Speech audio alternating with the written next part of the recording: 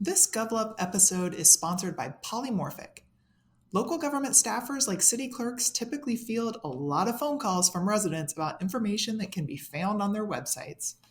Polymorphic provides free, that's right, free AI-enhanced search functionality for local government websites that helps residents find what they need more easily and can reduce phone calls to staff by up to 20%. It's free because Polymorphic thinks you'll like it so much you'll want their paid products too. It takes just 15 minutes to set up. Try it out. Just email your local gov URL to demo@polymorphic.com. Then they'll reply with the demo link to the search completely set up on your site to try it out. You can also visit polymorphic.ai to learn more. That's polymorphic.ai to learn more.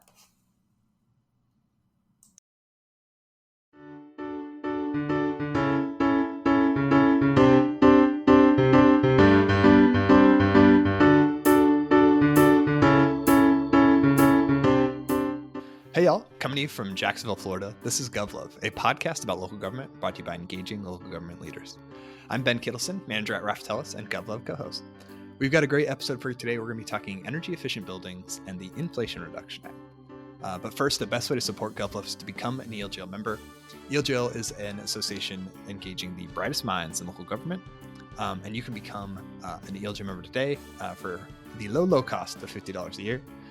You can also follow GovLove on LinkedIn. We have a brand new page, so you can connect with other GovLove listeners and never miss an episode.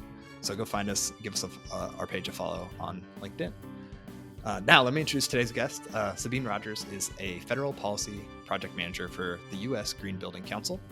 Prior to taking on her current role, she was a senior manager of government and regulatory affairs at Ann Dill Policy Group, overseeing legislative, regulatory, and advocacy efforts for clients in the energy efficiency and building performance industries. She's also served as an advisory council member for the Maryland Clean Energy Center. So with that, Sabine, welcome to GovLove. Thank you so much for joining us. Thank you so much, Ben, and thanks for having me. Excited to be here. Yes, I'm excited to nerd out on some federal policy, which rarely happens here on GovLove, so this will be fun. Awesome. So we have a tradition on the podcast to start with a lightning round, get to know our guest a little better. So my first question for you, what book are you currently reading? Yeah, so this one's a little bit out of left field, but it's a book I picked up recently called Entangled Life by Merlin Sheldrake. And it's essentially all about fungi. So, yeah. And I honestly had thought of, fungi mostly as like mushrooms beforehand, but it just kind of opens your eyes up to this whole world of, mycelium, which is like the threads of fungus between trees. The ground. Yeah. Exactly. Yeah. So you might appreciate this book then. It's by a guy who's a biologist, but he's frankly a wonderful writer as well. And so it's just been like a really exciting kind of fantastical, but totally based in science read. And I'm only like a couple chapters in, but already amazing. So awesome. Highly recommend, if not directly related to buildings. It's exciting for anyone who's interested in anything at all. So I'll have to put that on my list, because one of my favorite books, I think ever, that I've read is called Finding the Mother Tree. And it's about how trees communicate to each other using that fungi system. Totally. Same, so similar kind of vein, but like very sciencey, but she writes it in a very approachable way. But very cool. And this is totally about that too. Like, the symbiosis between plants and fungus and how it wouldn't work if not for all of that. So yeah. Cool stuff. Yeah. Cool. Well, our shared love of fungi. I mean, what else can you discover in a lightning round? That's great. Who knew? All right. So the next lightning round question for you. What's the first album that you bought? Okay, so this is a harder question, in part because I grew up kind of as the iTunes era was kicking off. Yeah. So I think as like the first time I ever like gave money for music, it was probably for like $1.29, like a song. Yes. But the first CD that I remember getting was way back in elementary school. I got a Queen album for my birthday. And it was partly because my dad was super into it, so he gave it to me, and he gave my sister a Blondie album, but all beside the point. I don't think I fully appreciated it at the time, but looking back, I'm like, that's actually a pretty classic album, so I'm going to rep that as that was my first album I ever had in my own collection. So That's awesome. Yeah, that's a perfect answer. Well, and it brings up a great point. I don't know what I'm going to do as more people that come post like CDs and tapes. Like, what will this question mean to people in the Spotify generation? You know, like, right? Do we even listen to albums anymore? I try to, but it's a different world. Exactly. All right. So next lightning round question for you: cake or pie? Okay, so I love them both, but if I had to pick, I'm going to say cake. And I thought a lot about this, and I think it's because it just has a lot of range. You can do like, cheesecake, angel food cake, something really dense, light, fruity, chocolatey. You just got, I think everything under the sun in the cake category. But no shade on pie. It's great too. No, I'm with you. Way more range, and way more range, way more occasions to call for cake than pie. Although, a former guest did make a great case for birthday pie, which I don't know that he fully convinced me, but it's worth considering. I was just gonna say I don't think that's something I've ever heard of, but hey, if it floats your boat, I'm not anti-pie by any means, but. Awesome. All right, then my last lightning round question for you. Where do you go for inspiration? I think in general, I would say outside, because I've found, especially, just in the working era of my life, if I spend too much time in between four walls, like my brain eventually starts shutting down. So outside is probably the first, but then more specifically, whenever I can get on a bike, that always helps kind of get my gears turning, no pun intended. And I was coming back from a conference today, and I biked back here to my office right before this interview. So hopefully that means I'll be very inspired for the conversation ahead. Yes. Yeah, exactly. The biking will empower this whole interview. Yeah, exactly. If it goes well, exactly. And then I usually love to ask guests kind of their path into local government. But I'm curious for you. Obviously, you don't work in local government, but you work kind of in the policy space. So I'm curious, what was your path to your current role? How'd you kind of end up working for the U.S. Green Building Council? Sure. Yeah. So, and again, depending on how much info can fit into a lightning round, if we go all the way back, I kind of trace it back to like fourth grade watching Inconvenient Truth for the first time. Yeah. And just feeling like, whoa, like this is something that I need to do something about. And my, fourth grade self probably didn't really have a concept then of like making a career out of it, but it just felt this like sense of urgency that climate change was just going to be such a defining and critical issue in my life. And that, whether future generations, would be able to continue to live in the ways, that we want to see on our planet. Right. So, I think I just kind of, ever since then, just felt like I needed to be doing something to address climate. And I didn't always know what it was. I started college and ended up majoring in environmental studies. I like to say it kind of chose me as a major because I was just kind of taking classes I was interested in at first. And maybe about like 2 semesters in, talking with an advisor, basically realized that I just happened to be picking classes that all fit under the environmental studies major. So might as well major in it at that point. And then I actually got an internship while I was in college at the US Green Building Council. So that was, my first look at like thinking about addressing climate change and doing sustainability in the real kind of work world and what it would look like to be part of an organization that's really kind of fundamentally dedicated to that. So that was kind of an exciting first look for me. And I actually had a really wonderful mentor and boss in that internship who basically told me, find your thing, find the thing that you can specialize in and be really good at, because, sustainability is such a broad category of things that need to be done. And there's so many different ways to approach it. And it cross-cuts so many different industries. So I think that really sparked me to think about, what I would want to do. And it kind of, I didn't have an answer when she asked that question, but it prompted me to start thinking about, okay, what can I really specialize in? So I didn't immediately know that it was going to be buildings. I think it took, maybe a couple more years for that to really cement. But I also, in part, really credit my dad too. He was in the energy efficiency industry and really dedicated his career working to advance the home performance industry, which is essentially, energy efficiency for residential, largely like single family homes. And he actually worked for the US Environmental Protection Agency for a number of years. So he like helped create the Home Performance with Energy Star program. So probably like most kids, I was like only half paying attention to all of this growing up. And like he said stuff, I was like, okay, that's cool. But, I didn't really understand or fully appreciate all that he did. But he was diagnosed with a terminal cancer in my last semester of college. And when I came back home after college, to kind of spend time and help out. I think it was really during that time that I got to see the passion that he had for his work in a whole new way. And kind of, even through everything he was going through, he still went to conferences and was really working hard to kind of keep putting the message out there. So he really kind of became a source of inspiration for me. So that was, I think, maybe when the light bulb went off of maybe this is something that I could do too. And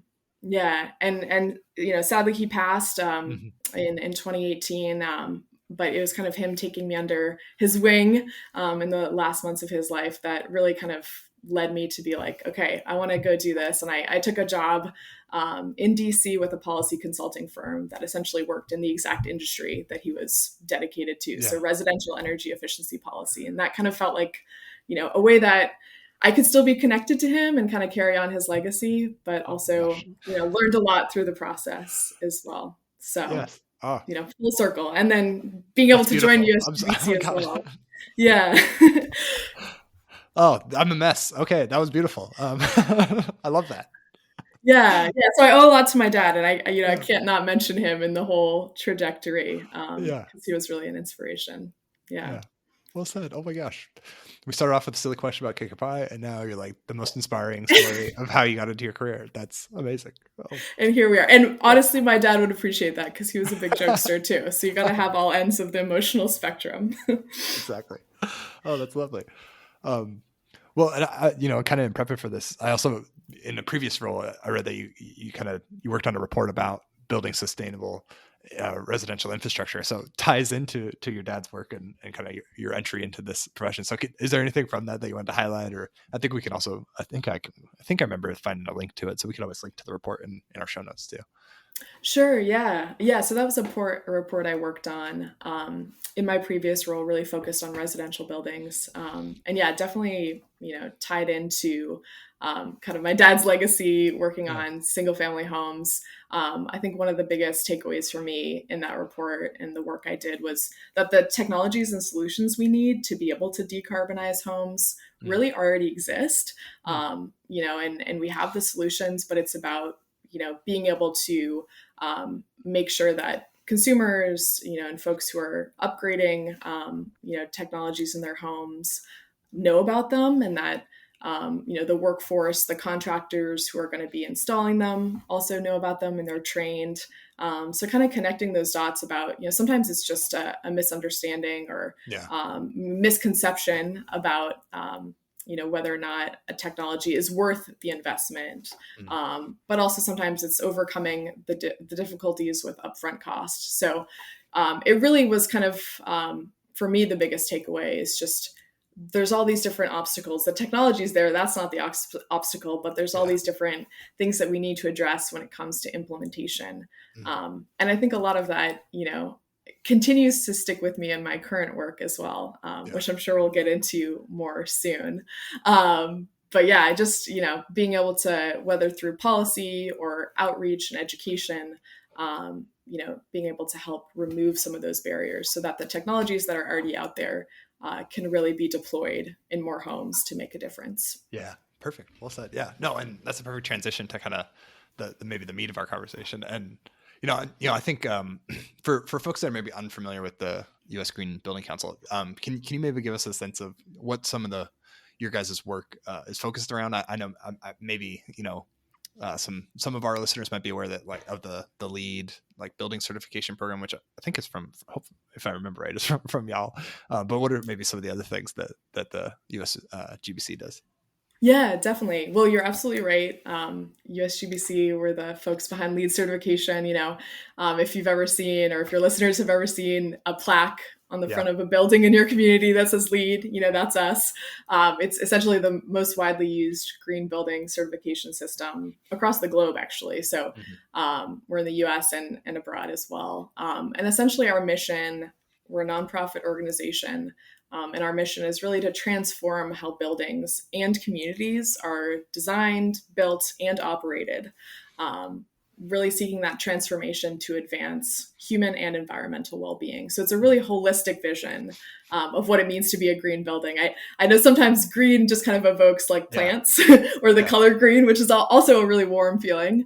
But there's so many elements that go into what makes that green. And it's frankly not just about the environment. It's equally important that it's, supporting and helping the humans who are living and working and spending time in those buildings as well. So it's a really holistic sort of mission in that sense. I will also note, so I haven't been with the organization for all of our legacy, but last year we celebrated 30 years, which is pretty incredible. And so in that time, the organization has really done a lot working towards market transformation of the building industry by really being kind of a symbol of how to achieve sustainability and the leaders in terms of the building industry, showing the progress that can be achieved. So that's really exciting. And I prepared a statistic here just for this question. So apparently, just last year, we surpassed the 110,000 LEED certified projects mark. And that's across more than 180 countries and territories globally. So lots of great examples, and they're on our website as well, to kind of dig into specifically what it might look like. And if you're in a community and you haven't seen one, you can actually look on a map and say, oh, that building in my community is LEED certified and to what level and stuff. So that's kind of the crux of our focus. But I can dig into more to what it means to be sustainable, because there's so many aspects to that that people might not necessarily be aware of. Yeah, and I'm sure we'll cover some in the some of our conversation about the model energy codes and performance standards. But can you touch on maybe what does that mean for sustainability, especially because I think we've had lots of conversations with folks in local government working on sustainability, and that can mean lots of different things to different communities and different people. So from your guys' vantage point on buildings, what does some of that look like? Totally. Yeah, it's a great question. And so for buildings, there's so many different important reasons to be focusing on sustainability. Yeah. So that's what's really exciting about it. And I think one of the big ones for me is that buildings are just such a big part of all of our lives. We're living in a building, we're working in a building, you might go to school in a building, going to the gym, etc. We just spend a large part of our days inside. Some studies have suggested around 90% of our time on average in the US. 90, 90%. So, it's really important then when we think about buildings that they're being built and, retrofitted to really be safe and healthy and comfortable, supporting people's health and well-being. So that means things like having good indoor air quality. That means, having what's essentially called a building envelope. So can the building maintain a comfortable temperature even when it's a really hot day, like here in DC in the middle of summer? Is it able to keep everyone inside comfortable? So that's the people side, which to me is always a really central part. But going back to the climate imperative, that's equally important too. So I don't think we always think about it, but at least I do, because this is my day-to-day job, but not everyone does that. The buildings actually account for a huge portion of our greenhouse gas emissions. So in the US, it's around 30% of our total greenhouse gas emissions. So, just put simply, so we just can't address the climate crisis without addressing buildings. And so that just needs to be part of our strategies, looking at how to reduce the energy used, make sure the energy that's used in buildings is cleaner, and be able to ensure that they're still working properly while you're focusing on all those reduction strategies.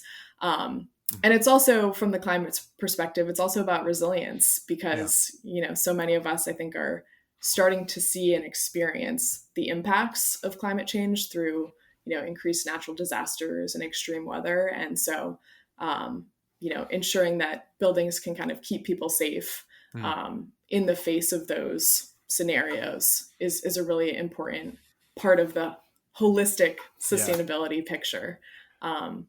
And finally, I'd be remiss not to mention there's also economic benefits. So, I think hopefully a lot of people are driven to this for, the passion and caring about the climate or caring about people and all these reasons. But it's also, generally good for the bottom line.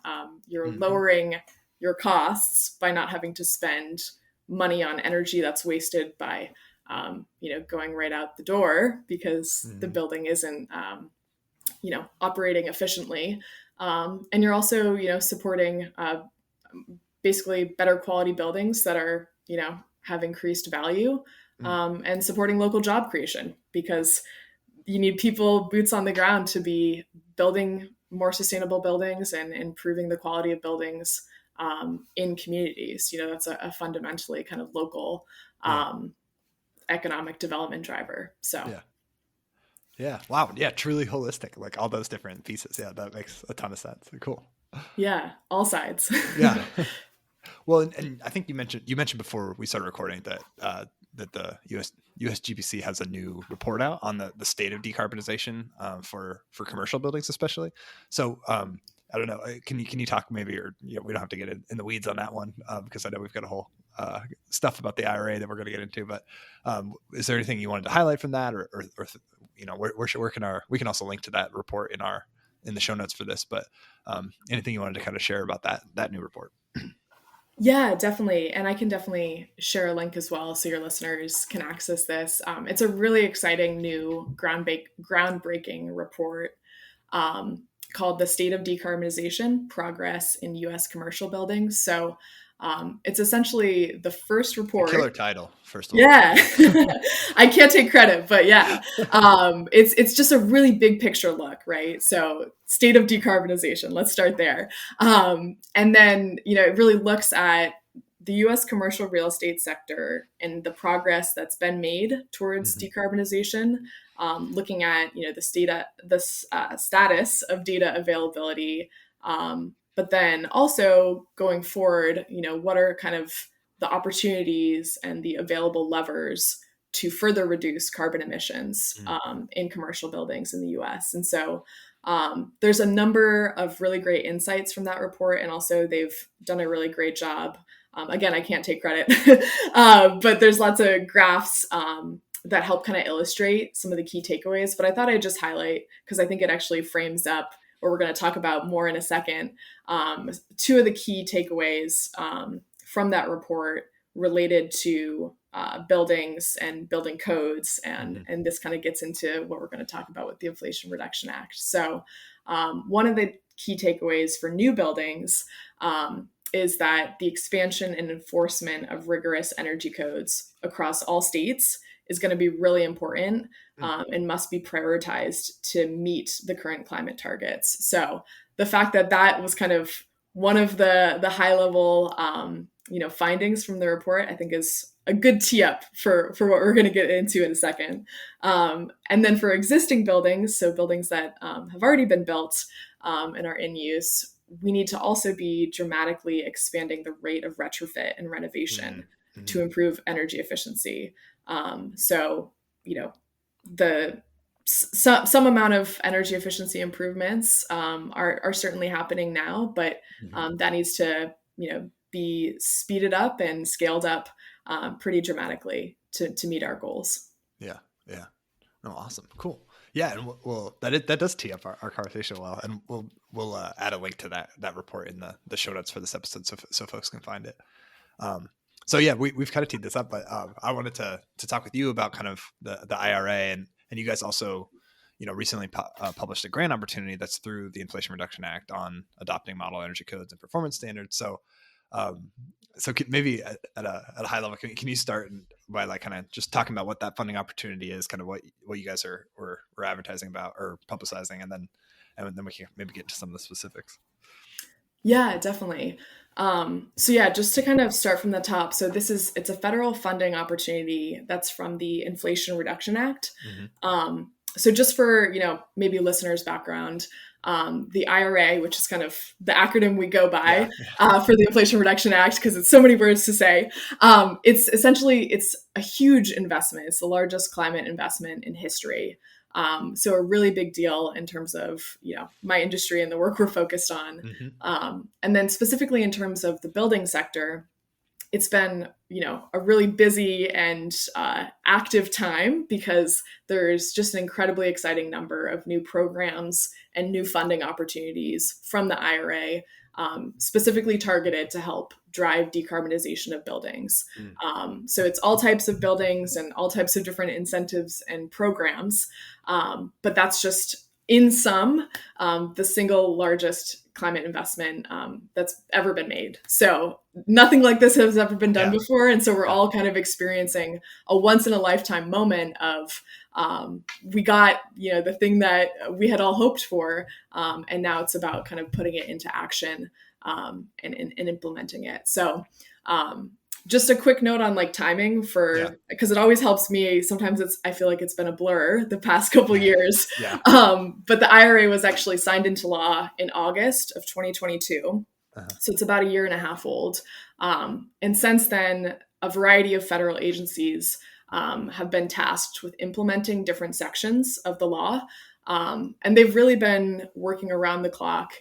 I say often, I don't envy our friends and colleagues in the agencies, but they've really been working hard because, a lot of this requires guidelines and, really specific kind of programmatic requirements and details.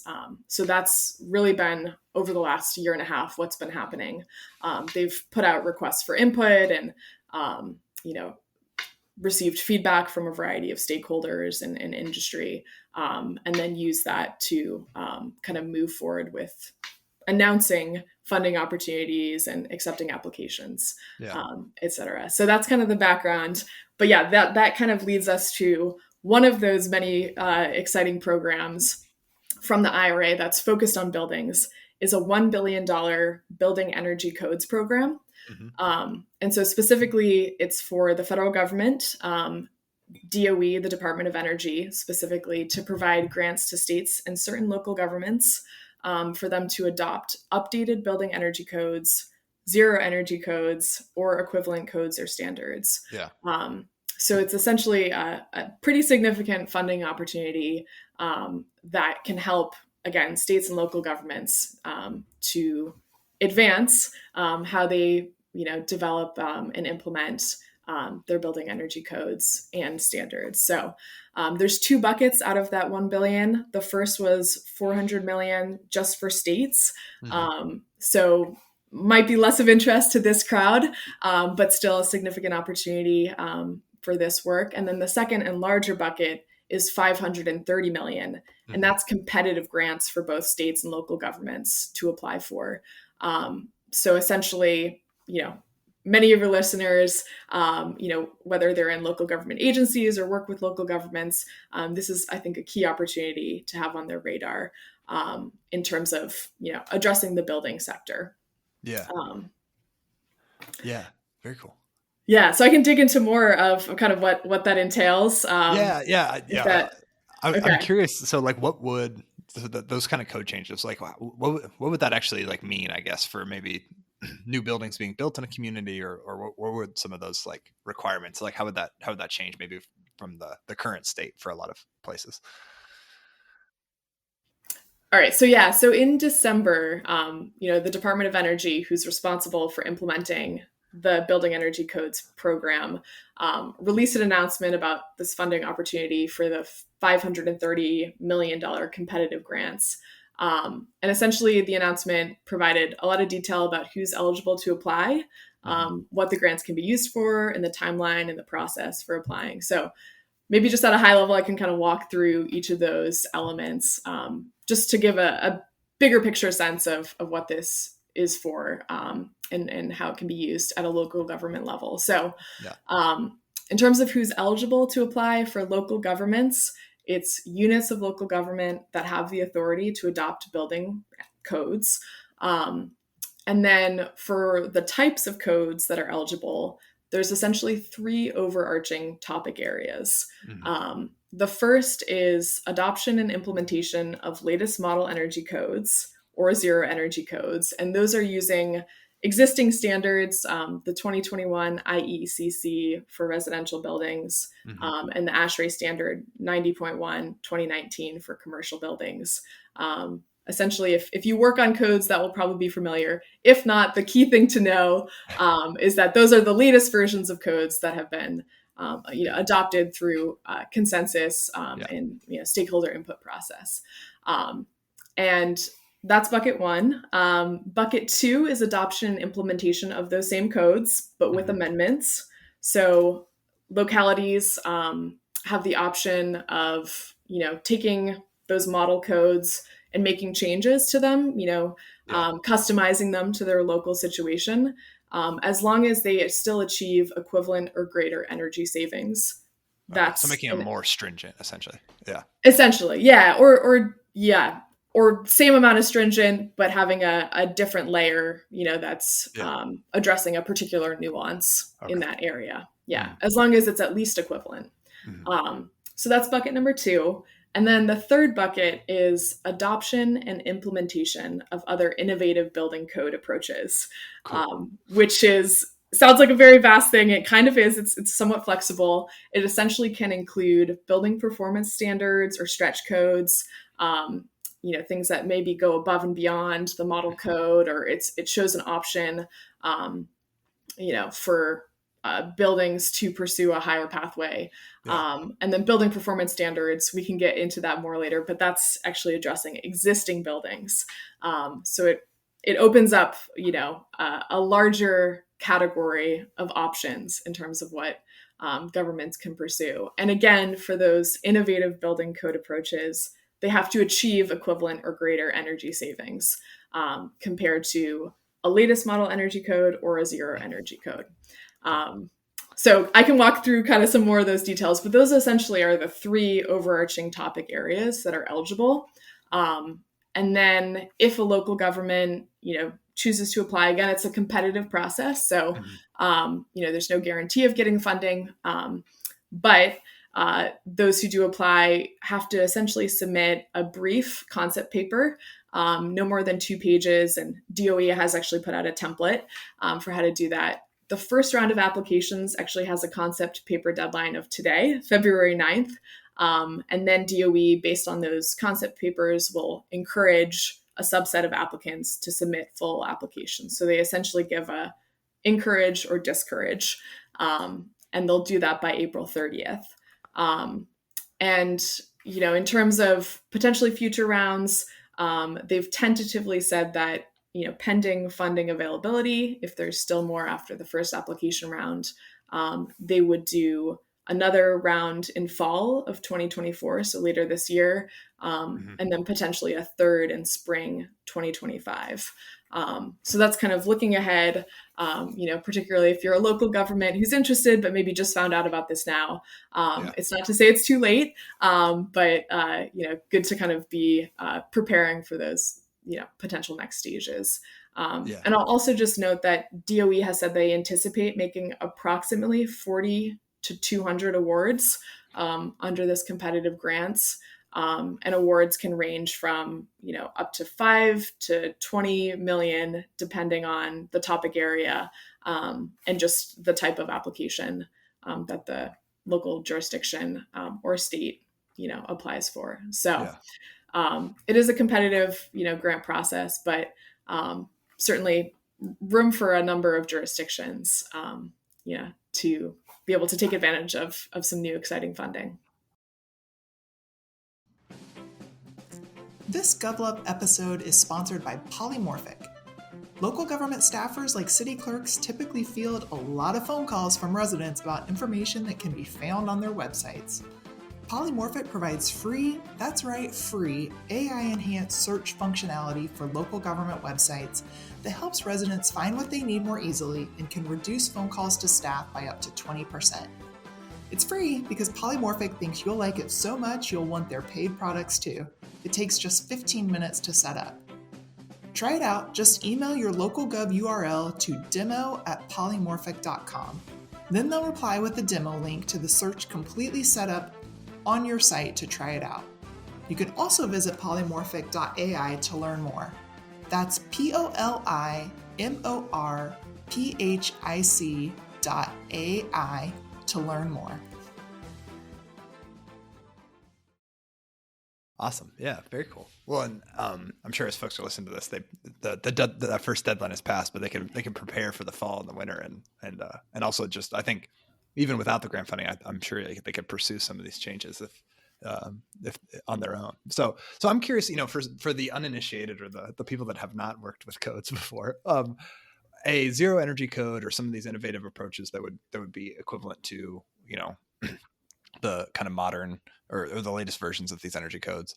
What are the kinds of changes that they're making to buildings that makes them more efficient on terms of energy? Is it like, different kinds of, I don't know, like insulation standards, or like the HVAC equipment, or like electrical, like kind of infrastructure for a building? Like what are some of those changes that, that you would see if you entered into a building that was built under one of these new codes versus maybe, my house was built in 1930. So it definitely would need a lot of work to meet one of these new standards. So, like what would be maybe a difference someone would see in those kind of new codes? Yeah, no, it's a great question. So essentially, for folks who might not be familiar with codes, there's a variety of different types of codes. You have fire code and electrical codes. Yeah. And these are all, standards essentially to ensure safety and, proper functioning. Building energy codes specifically are focused on energy efficiency.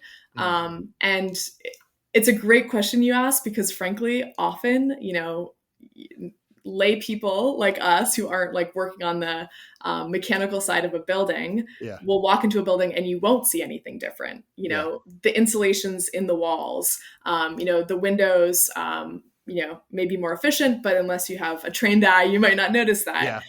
The heating and cooling systems is a big factor. And again, that's usually out of plain, view, right? So yeah, it's often things that you can't see, maybe not to the untrained eye, or unless you're really looking for it. But essentially all of those different systems are part of building energy codes, and they're the model codes that I was referring to before are updated on a regular basis. So every 3 years.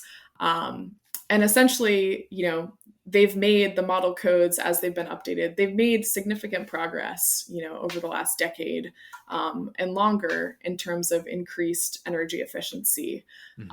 So, the US Department of Energy actually conducts analysis every time a new model energy code comes out. And for the last cycle, so the most recent model codes, they found a roughly 5% improvement. So an increased energy savings for commercial buildings.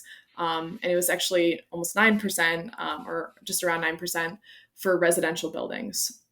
So, incremental progress. Again, it might not be something you like immediately notice in terms of the building, but that definitely adds up. And then the probably bigger point here is that actually half of all states in the US are using energy codes from 2013 or earlier. So there's a lot of variation across states, and many of them are still, using standards that were set more than a decade ago. So that means that for those jurisdictions, that are still using those older codes, the energy savings improvement you could see of moving from that older code to the latest, that can be a jump of as much as 30% energy savings or more. So that's when you're really seeing the huge change of, you were in this older code and a new building, is built today in 2024, but it only has to be built to energy efficiency standards set, a decade ago with older technologies and, less progress in this front. And now you're suddenly moving it up to, where we are in terms of kind of modern standards, and can really achieve a lot of savings. And that means for the next, decades, this building is in use, less energy is being used, lower costs to operate the building, et cetera. All those benefits, that we talked about. So that's, I'd say, one of the kind of the biggest opportunities is, it's definitely, better insulation standards, more advanced heating and cooling systems. It's kind of all of the above aspects that then result in this kind of conglomerated increase in energy savings. Cool. Yeah, exactly. And then for the zero energy codes that you mentioned, so that goes even further, not only energy efficiency, but also saying that the energy consumption should be met by on-site or off-site renewable energy. So that's where you get to the zero energy. Okay, so then you're getting to like on-site, like solar panels or something like that, or battery storage to allow for that. Is that how that would work? Exactly. Yeah. So a building might have solar panels on the roof, or if that's maybe not possible in the area, they can also, meet their energy consumption needs by offsite renewable energy, procuring that in a different way. Very cool. Very cool. Yeah. And that was something that you said earlier that I wanted to highlight too, is that I learned in my day job that not every state has the same building codes, and some of them are quite old and not to the latest standard. So, just encouraging places that are maybe, have those older versions coming up to the modern will make a huge difference in terms of sustainability. So that's a really good point. Absolutely. Yeah. Huge opportunities for savings, for sure. And then the other piece of this was around performance standards. So as a former budget analyst, I love performance standards. So what are some of the building performance standards? Are there examples that maybe folks can look to as hey, this kind of helps? These are the kind of things that organizations look at when we're thinking about sustainability, especially in terms of the built environment.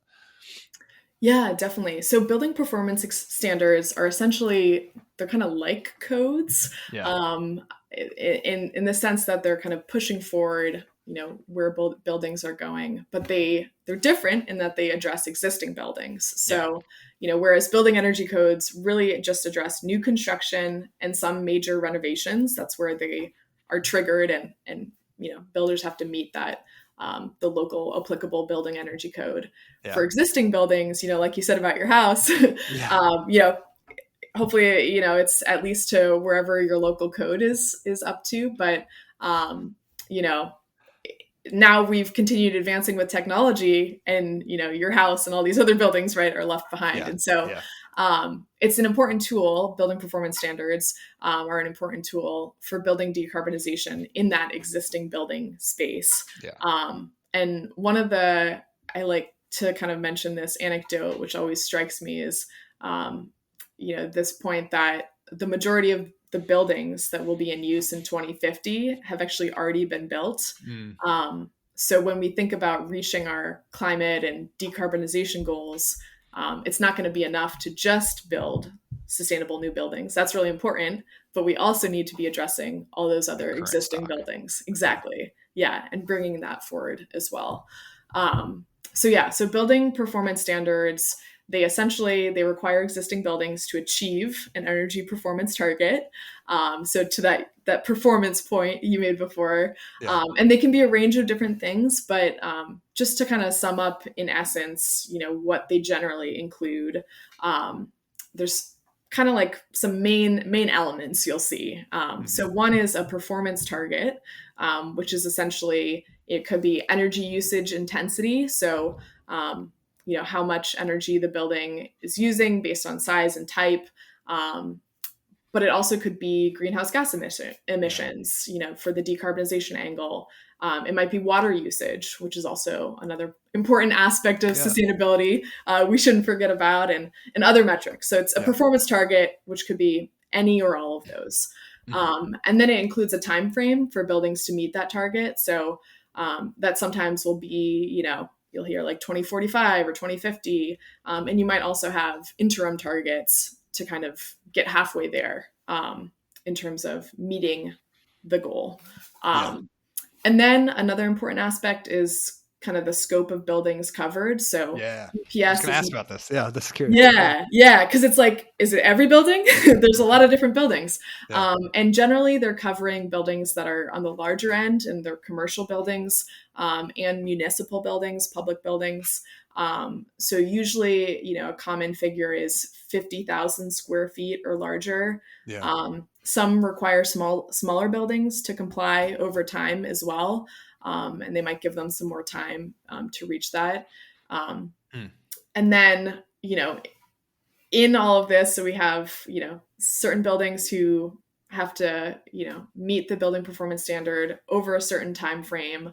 And then there's going to be some element generally of reporting and compliance. So kind of having data to back up that the building has or has not, made an improvement, and kind of understanding where that building stock is. So those are kind of the key elements. And I can walk through a couple examples too, if that's helpful, because sure. So they're like a relatively new policy. So they're kind of emerging as we speak, but I always think it's useful to just kind of, you hear the theory and the general, framework of what something is, but hearing in practice can be helpful. So just to give a couple examples of some local BPS policies, building performance standard policies. Seattle is one. They actually really recently adopted, just in December, a new policy to set a building emissions performance standard. And that law applies to both existing commercial and multifamily buildings. So kind of the larger side of buildings. And they've specifically, for square footage, called out larger than 20,000 square feet. So in terms of what that means on the ground in Seattle, that's about 1,600 non-residential buildings. They've described it as largely high and mid-rise offices, hotels, schools, large warehouses, retail for those non-residential, and then just under 2,000 multifamily buildings. And those, again, based on the square footage, those are going to typically have about 20 units on average or more. So those are kind of the building types covered. And then their policy sets a carbon emissions target, which essentially is a progressive target towards reaching net zero emissions by 2050. And they, again, as I said, they just passed it in December, so relatively, early stages in terms of implementation. But they've laid out that compliance starts with just reporting requirements first in 2027 to quantify building emissions and kind of where they're at, with requirements to actually meet emissions targets starting in 2031. And that's initially just for the largest buildings, which are, well over 200,000 square feet and up. So that kind of gives you a sense of like what types of buildings would be impacted, and what they're looking at for decarbonization. And then I'll also note that they have specifically outlined in their policy some flexible compliance pathways just to accommodate, buildings that have many uses, ownership, age systems, and the complexity there in terms of being able to reach decarbonization. And they've also, acknowledged for low income housing and human services, additional flexibility given those buildings a longer lead time to be able to prepare and kind of respond. So that's Seattle, and I think that's a good example of kind of the decarbonization side of things. And then I mentioned earlier, energy efficiency is another kind of key side. And certainly to decarbonize, you're going to usually incorporate energy efficiency. Go hand in hand. Yeah, exactly. It's step one really in the process. But another one that really just focuses on energy, St. Louis, Missouri is a great example. The city passed a law in 2020 to establish a building energy performance standard. And again, that's focused on larger buildings, so 50,000 square feet and larger. And that's both commercial, multifamily, municipal. So those buildings have to meet an energy performance target by 2025. And then the plan is the law spells out that the standard would be reviewed and updated every 4 years thereafter. Wow. So in terms of, the energy efficiency standard, what that actually looks like, the city has set a energy usage intensity metric for each property type. So essentially you're comparing apples to apples and oranges to oranges. A multifamily building isn't going to look like a municipal building in terms of energy usage and footprint and all that. So each type of building has to meet their prescribed energy usage intensity target. But it's based on percentiles, I should say. So essentially the 35th percentile of performance for local buildings of each property type is the threshold. So that essentially means 35% of the buildings are already on target, and 65%, the remaining, will have to reduce their energy consumption by some amount to comply. Meet the standard. Okay. Exactly. So they've basically, mapped out where all the buildings are currently and said, the top 35%, that's the threshold. And then the others will get up to that amount. And so just as an example, they mapped out that 22 hotels in St. Louis are covered by the policy. Of those, the top 8 highest performers are compliant, while 14 would have to reduce their energy consumption to comply. Oh, interesting. Cool. Yeah. Well, and fascinating that just focusing on commercial and multifamily is still this huge inventory of buildings to both get performance standards out of and regulate and get the metrics from and all that. That's a lot to implement. Just focusing on that slice of the built environment. Absolutely. Yeah. I think it's easy to just kind of categorize as commercial and residential, but definitely there's so many subcategorizations of different building types within just commercial. So for sure. Lots of variation.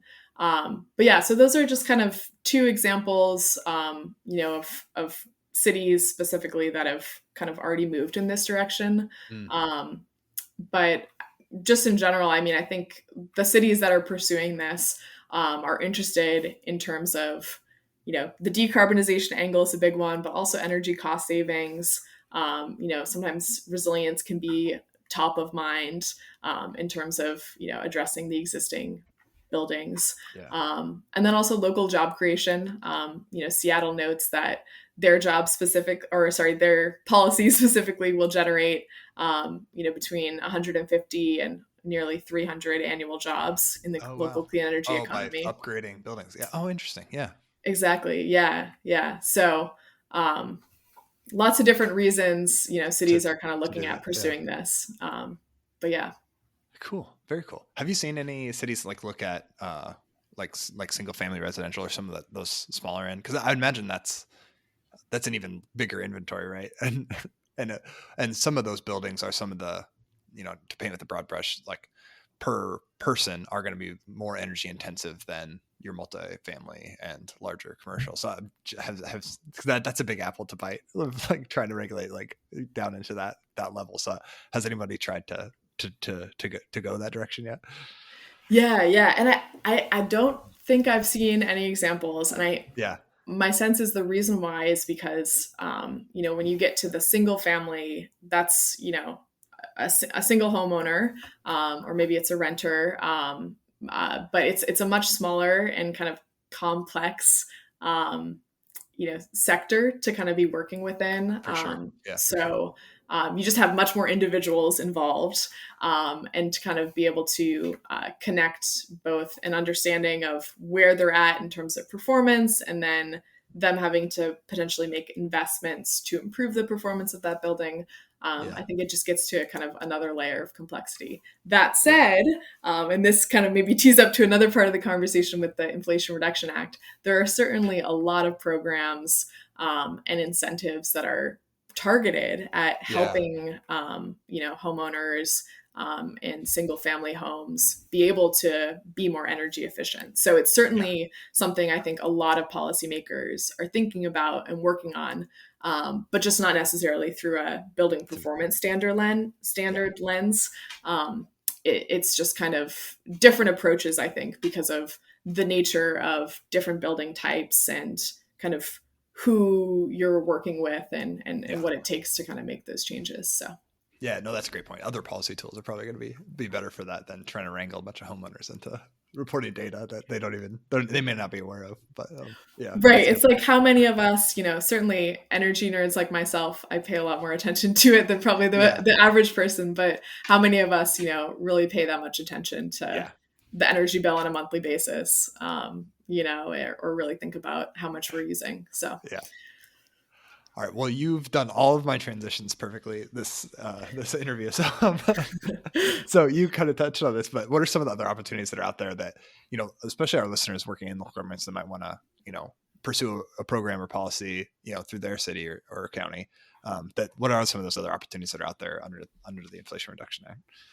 Yeah. So there's so many. I mean, I feel like the topic just tees itself up perfectly, right? One thing lends to another.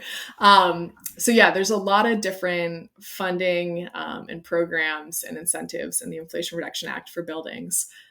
So from a building perspective and then kind of like a local government perspective, just some of the key ones to know about are probably first and biggest is the tax incentives as a broad category. So there are a lot of tax incentives for green buildings that were expanded and extended to really, have a broader reach under the Inflation Reduction Act. So one of those is the Section 45L New Energy Efficient Homes Credit. So that's for, again, new construction, but for single family and multifamily homes. Can basically get a pretty significant either $2,500 credit for meeting Energy Star new homes or $5,000 credit for zero energy ready homes. So that's on the residential side. For existing buildings, which obviously can't be forgotten as well, there's the 25C existing energy efficient home credit, and that is as much as $2,000 every year. You can take advantage of it for different technologies like heat pumps, insulation, different upgrades you can make to your home. And actually, if you pair insulation and a heat pump together, you can get as much as $3,200 with that credit. Then there's also the 179D tax deduction for energy efficient commercial buildings. So a variety of different, as you can see, I'm getting at, there's just a lot of different opportunities to get some sort of tax incentive for either building a more efficient building or retrofitting an existing building. But kind of getting specifically to the local government aspect, I'd be remiss not to mention direct pay, which is a really exciting new feature of the tax incentives under the Inflation Reduction Act. And essentially what that means is, while tax incentives usually are only useful for folks who have a tax liability and, pay taxes, direct pay essentially allows local governments and other tax exempt entities like nonprofits to just receive a payment instead in the amount of the tax credit. And so that's really exciting because that, again, opens up for local governments. Suddenly you can now take advantage of some of the new tax credits. And that applies to, so some of the tax credits that applies to includes the investment tax credit, the ITC, which is a credit of up to 30% of your investment in things like rooftop solar, geothermal, and energy storage. So that's could be a significant amount. And there's even additional bonus credits if projects take place in energy communities, such as, where a coal plant used to be and has been retired. Low income communities get a bonus credit if the project occurs in that. And then also meeting domestic content requirements. So in all, with all the bonuses, there's a potential to get a maximum credit of up to 70% of the expenses incurred, which, pretty significant. And then for local governments being able to take that as a direct pay option, that could mean things like putting rooftop solar on municipal buildings or, a range of other really exciting projects. And then there's also, go ahead. Well, I was just gonna say, even if as a local government, you're doing some like education and engagement around that with your nonprofit community and getting those kind of making churches and other nonprofits aware of like that kind of opportunity, like that, there's a way to upgrade for your buildings as a local government, but also like advocate for the community to come take advantage of those opportunities too. That's really cool. Yeah. Absolutely. No, that's such a great point. I think there's such a role, it's great to see a local government be able to, take advantage if they have some of these initiatives planned, but then exactly to your point, being able to help spread the word to all the others who can take advantage, because the tax credits, there's no, compared to a competitive grant program or some of the other funding opportunities, there's no limit on, how many times or how many people or entities can take advantage of the credit. So it really can help, every community across the country, which is exciting. And I was just going to mention the other one that is, might be of interest that's eligible for direct pay is the 30C EV charging tax credit. So that's, for creating EV charging infrastructure. And again, that's 30%. It's up to $100,000 of expenses for that equipment. But it's just in low income and non-urban census tracts. So the Treasury has put out, there's a map, and I'm also happy to share this link. But essentially you just need to find out if you're in one of those designated low income or non-urban census tracts, to be able to get that, credit. Cool. So a lot of big, incentives that are new from the Inflation Reduction Act in terms of taxes. And I like to always start with those at the top because it's just like unlimited in terms of the number of opportunities that can really be a big thing. Awesome. But in terms of other things, there's also some grants that are specifically open for local governments. So one I can mention is the climate pollution reduction grants. Folks might be aware of this and might actually be in the midst of working on these right now. It's $5 billion grant program that's run through the Environmental Protection Agency, the EPA. And essentially it's two phases. So it's both for planning grants and then competitive implementation grants to do work around climate pollution reduction. So essentially providing funds for both states and metropolitan statistical areas, MSAs, to develop climate action plans. And then if they get the competitive funds to actually implement those. Wow. So that's a process underway right now. The formula funding deadline has already passed, and those states and MSAs are working on developing their climate action plans right now. And then the deadline for the competitive implementation grants is April 1st. But I will note one of the key parts of that program is jurisdictions who might not have directly received a formula planning grant, as long as they're covered, in a jurisdiction for which a climate action plan was created, they can also apply. And the implementation work that they would do would have to kind of fall under that broader plan, but a local government in that case, if it's all aligned, could apply for a competitive grant. Cool. So that's an exciting opportunity. And then there's also the Greenhouse Gas Reduction Fund.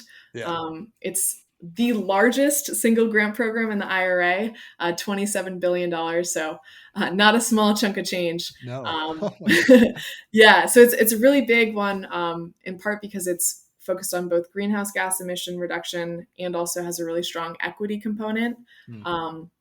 It's essentially broken down into 3 separate competitions. So there's a $7 billion Solar for All competition. That deadline has passed. It was in September, essentially for both states, localities, and even eligible nonprofits to apply to use the funds to kind of create programs to help more people access in low income and disadvantaged communities have access to solar projects. So that was a big one. A number of municipalities have applied, maybe some of your listeners, and award announcements are anticipated in the coming month. So that'll be exciting to see. And then there's also the remaining 20 billion of that large bucket is really focused on supporting low cost, accessible financing for clean energy technologies. So those competitions are going to be run by, or the competitions will be awarded to national nonprofits who will then run essentially financing programs, kind of acting like a green bank to help bring capital into more communities to be making investments like, when you noted about existing homeowners to kind of make upgrades in their home. That's another key opportunity of being able to access maybe zero interest or low interest, or in some cases, even direct grants to kind of make those upgrades. So, so lots of different funding opportunities, financing, and obviously the tax incentives that I noted before that altogether really just make a huge kind of, whole cloth change in terms of opportunities that are coming. Yeah, that's very cool. Very cool. Well, and you teed up like all that so well, but I also read that USGBC has like an advocacy working group. Is that a good way for listeners to stay informed about kind of other opportunities that might be coming up, or just kind of the work that y'all are engaged around with the IRA and some of this, I guess, specifically, for buildings then? Is that a good way for folks to stay informed? Yeah, definitely. So I'm on the advocacy and policy team at USGBC, which runs the advocacy working group. So definitely anyone who's interested is welcome to join that. It's essentially a group of volunteers who've expressed interest in staying informed on our advocacy and policy work. And they want to, champion green building policy in their own communities. So definitely happy to provide a link to learn more about that working group and how to get involved for any listeners who might be interested. And, in terms of, keeping up to date generally too, we put a lot of work out, whether articles or slide decks and, webinars. We're just trying to engage as much as we can.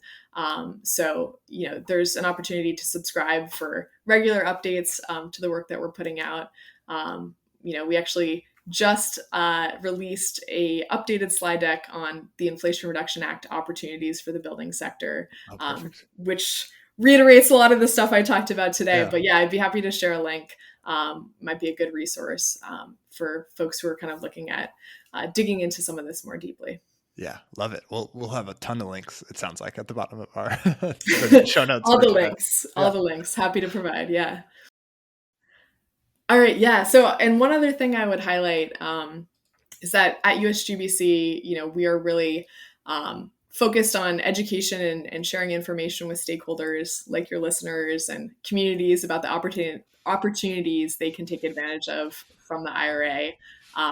And as implementation of the IRA continues to roll out, we're trying to kind of keep an ear to the ground for how it's going, learning what's working or what's not, and especially highlighting success stories. So if your listeners are working on any of these programs or trying to take advantage of any of the incentives from the IRA to advance green buildings, we'd love to hear from you, and we want to do what we can to kind of celebrate those wins and just also help others learn from those successes to implement in their own communities. So just wanted to put that plug in there. Definitely hope I can be a resource and we can be a resource, but also would love to hear from anyone who's doing work and wants to talk more about it. So yeah. And the best way for folks to get in touch, is there like a place on your website that they can find your email, or is there a place where you want to send them? Yeah, I can send a link that'll take you directly to our advocacy and policy team, and they can reach out directly that way. Awesome. So that's as good of a place as any to kind of to wrap up our conversation. So I've got always the hardest question for guests. If you could be the GovLove DJ, what song would you pick as the exit music for this episode? Well, I love this question. And it actually ended up being kind of easy for me because this was just a song that was playing in my head. So by one of my favorite artists, Valerie June. It's her song called Astral Plane. And there's something that's just kind of hopeful and, just, I think, captures the feeling of being part of something larger than yourself in her song. So it felt like a good note to end on for the conversation. Awesome. I love that. That ends our episode for today. Sabine, thank you so much for coming on and talk with me and sharing all the work that you guys are doing. I really appreciate it. Well, thank you so much for having me. This has been so fun. I really appreciate it. Yeah. And for our listeners, GovLove is brought to you by engaging local government leaders. And the best way to support GovLove is to become an ELGL member. You can reach us online at elgl.org/GovLove, or you can give us a follow on LinkedIn. Go find our GovLove podcast page and never miss a new episode. You can also subscribe to GovLove on your favorite podcast app. If you're already subscribed, go tell a friend, a colleague, an enemy about this podcast. Help us spread the word that GovLove is the go-to place for local government stories. And with that, thank you for listening. This has been GovLove, a podcast about local government. Is there a way for you to shine out fear from other worlds, but you can't say what keeps you here, dancing on the astral plane, holy water cleansing rain, floating through the stratosphere, blind but yeah you see so clear.